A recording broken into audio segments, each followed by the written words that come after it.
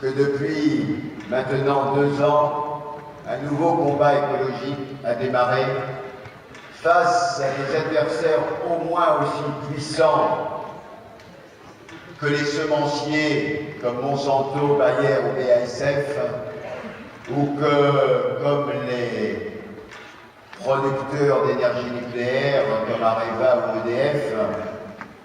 Je veux parler aujourd'hui de cette nouvelle puissance phénoménale. Je veux parler de la puissance des Total, des Halliburton, de tous ces multinationales qui aujourd'hui ont décidé que leur nouvel Eldorado était sous nos pieds, sous forme de gaz emprisonné dans les roches. Aujourd'hui, notre combat écologiste, qu'on soit en Lorraine, qu'on soit dans le sud, qu'on soit en mer, aujourd'hui notre nouveau combat, c'est d'empêcher ces compagnies de détruire nos territoires, de détruire notre eau, pour aller chercher la dernière goutte de pétrole et de gaz. C'est fondamental.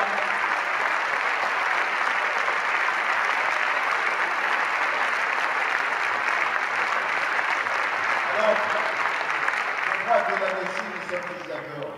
Ce combat, il a été commencé et nous avons gagné les premiers combats. Nous sommes arrivés à faire approcher 3 premiers permis, mais il en reste encore 61.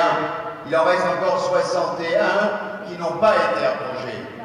Eh bien, la prochaine législature, dans les tout premiers mois de cette nouvelle majorité, notre priorité aussi, ça doit être de faire abroger tous ces permis qui menacent notre sous-sol, et nous devons être vigilants, que ce soit à l'Assemblée, que ce soit au Sénat, ou que ce soit au gouvernement, pour qu'on empêche cela.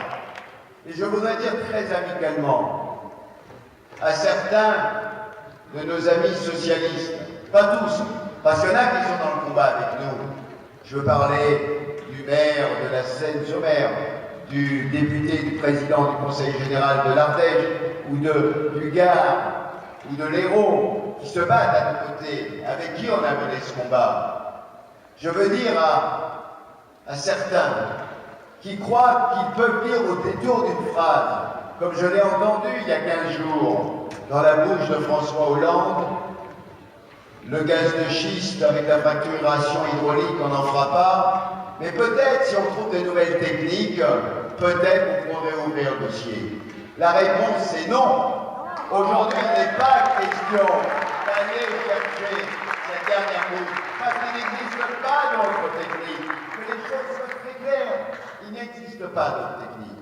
Donc nous allons mener ce combat. Et pour ceux et celles qui auraient envie, dans les semaines à venir, de faire un petit tour dans le sud, je vous invite, le 8 avril, à venir passer le dimanche de Pâques avec nous, à la plage, à la Seine-sur-Mer, pour le Trafalgar des pétroliers. Nous allons faire la première manif maritime contre les pétroliers, contre le projet aberrant d'aller forer à 20 km des côtes de Marseille et de Hyères, à 20 km du parc national de Tampon, à 20 km de la zone de protection des baleines méditerranéennes.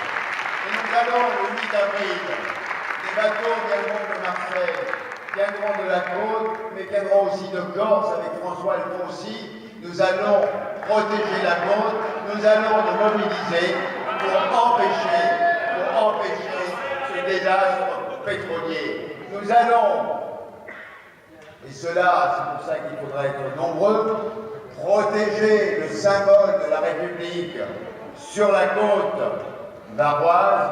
Nous allons faire un mur de bateaux pour empêcher la marée noire d'attaquer le port de Brégançon.